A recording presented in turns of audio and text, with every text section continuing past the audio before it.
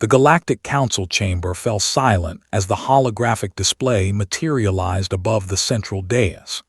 300 species, representing civilizations that had sailed the stars for millions of years, stared in collective disbelief at the images transmitted from the outer rim.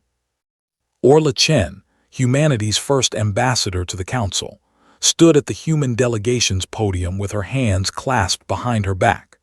She had rehearsed this moment 1,000 times during the 6-month journey to the Council's seat on Velorum Prime, but nothing could have prepared her for the weight of 300 alien gazes.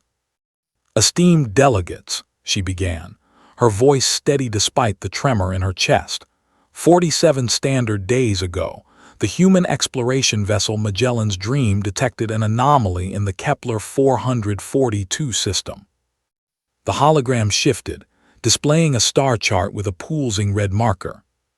"What you're about to see," Orla continued, "has challenged everything we thought we knew about the ancient civilizations of this galaxy." Daniel Okonkwo sat in the observation gallery, his fingers drumming against his datapad. As the lead xenoarchaeologist who had made the initial discovery, he should have been down there with Orla, but the Council's protocols were clear. Only ambassadors could address the assembly. Still, watching from above made him feel like a child pressed against the glass of an aquarium, desperate to touch the wonders within. The hologram expanded, and gasps, or their alien equivalents, rippled through the chamber. 3 massive structures orbited Kepler 442b, each one roughly the size of Earth itself. They were clearly artificial, their surfaces covered in geometric patterns that suggested purpose rather than natural formation.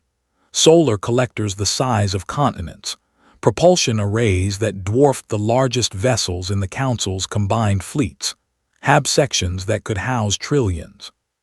"Planet-sized starships," whispered Councillor Vexthar, the Cretan representative whose species had ruled the space lanes for 4 million years. "Impossible." "Not impossible," Orla replied, meeting the crystalline being's multifaceted eyes. "Dormant." Daniel smiled from his perch. There it was, the hook. Orla had argued for days about the precise wording of that reveal, and she'd been right. The chamber erupted in overlapping translations, a cacophony of confusion and excitement. High Councillor Jathin, an ancient elder species whose civilization predated most others by epochs, raised one of its 6 appendages for silence. The gesture carried such authority that the chamber obeyed instantly. "Ambassador Chen," Jathin's voice resonated through the neural translation network, "your species has been members of this council for less than a century. You have barely mastered faster-than-light travel. How did you locate these artifacts, when civilizations far older have searched for the architect's legacy for eons?" Daniel leaned forward. This was the question they'd anticipated and dreaded. Orla touched her datapad, and the hologram zoomed in on one of the massive vessels. Its hull was marked with symbols, flowing and elegant despite their immense scale. "We didn't find them by accident, Counselor," she said. "We found them because we were looking for something else entirely." She paused, letting the confusion settle before continuing. 70 years ago, when humanity first received the Council's starter package of galactic knowledge, we noticed something curious. Every species in the Council uses the same basic framework for faster-than-light mathematics, the Vardesh equations. Nods and affirmative gestures rippled through the assembly. The Vardesh equations were fundamental, discovered independently by dozens of species over millions of years. "But humans are stubborn," Orla said, and Daniel caught the slight smile tugging at her lips. "We didn't just accept the equations, we tried to break them, improve them, understand why they worked." "Typical human arrogance," muttered a delegate from somewhere in the back rows. "Perhaps," Orla acknowledged. "But that arrogance led Dr. Daniel Okonkwo and his team to discover something remarkable. The Vardesh equations aren't natural laws, they're artificial." The chamber exploded again, but Jathin's gesture cut through the chaos like a blade.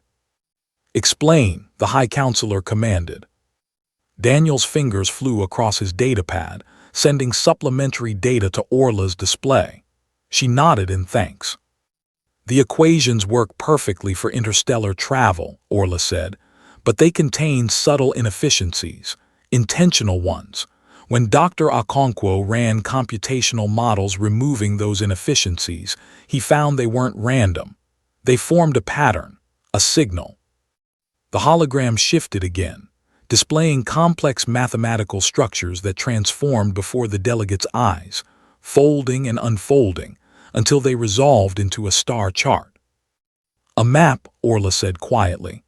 "The Vardesh equations, the very foundation of galactic civilization, are a map left by the architects, pointing to their greatest creation." Daniel watched the council's reaction with satisfaction. Some delegates sat in stunned silence. Others frantically conferred with their aides. The Cretan representative had gone completely still, which Daniel had learned meant profound shock. Jathin spoke again, its voice carrying a weight of ages. "Ambassador Chen, your species has been space-faring for barely 2 centuries. We have sailed between stars for millions of years. Why did we not see this?" Orla's expression softened. "Because you already knew how things worked. You accepted the equations because they functioned. Humanity didn't have that luxury. We had to understand, to question, to break things apart and see how they fit together. It's not wisdom, Counselor. It's desperation dressed up as curiosity." Daniel felt a surge of pride. That was pure Orla, honest to the point of discomfort, but always respectful. "These vessels," Counselor Vexthar interjected, its crystalline voice sharp. "If they are what you claim, they could reshape the balance of power in the galaxy. What does humanity intend to do with them?" "Nothing," Orla replied immediately. "We can't." The hologram zoomed in further, showing the ship's surfaces in detail. Great sections were dark, damaged, or simply gone, consumed by time's relentless erosion. "The ships are dead," she continued. "They've been drifting in that system for at least 50 million years, possibly longer. Their power cores are depleted. Their systems are decayed beyond recovery. Even if we had the technology to repair them, which we don't and neither does anyone else, it would take thousands of years." "Then why bring this to the Council?" asked a Vrel delegate, its translator rendering skepticism perfectly. Daniel held his breath. This was the moment that would define humanity's place in galactic civilization.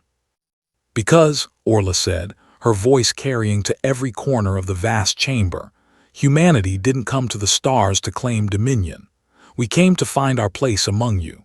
These ships belong to all of us, to every species that has ever looked up at the night sky and wondered what was out there." She gestured to the hologram, and it expanded to show all 3 massive vessels in their orbital dance.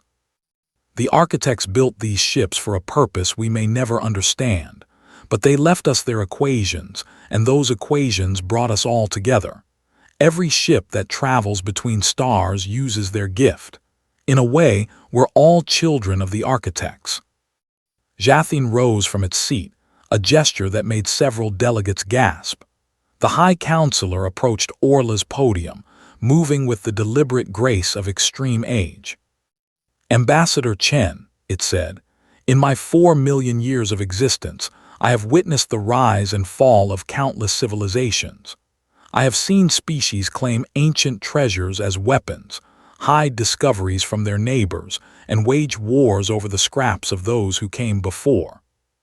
The ancient being extended one appendage toward Orla. "Your species has been part of this council for less than one of my lifetimes, yet you have reminded us all of something we had forgotten. The galaxy is not a treasure to be hoarded. It is a legacy to be shared."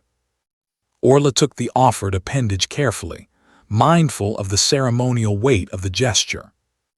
"The Council accepts humanity's gift," Jathin announced. "Let it be recorded that on this day, the youngest species among us taught the oldest a lesson in wisdom. The architect vessels shall be declared a galactic heritage site, protected and studied by a joint council expedition. As the chamber erupted in approval, this time genuine rather than chaotic, Daniel finally let himself relax. He pulled up a secure channel to Orla. "You did it," he sent. Her reply came moments later. "We did it. Get down here. Something tells me we're about to have a very long career in xenoarchaeology."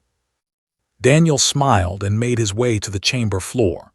Around him, delegates from species that had sailed the stars for millions of years looked at humanity with new eyes, not as primitives or newcomers, but as equals who had found something precious and chosen to share rather than claim.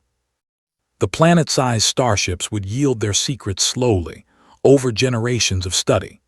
But humanity had already gained something far more valuable, a place in the galactic community not as conquerors or supplicants, but as partners in the endless quest to understand the universe and those who had come before. As Orla had said, it wasn't wisdom, it was curiosity, and sometimes that was enough.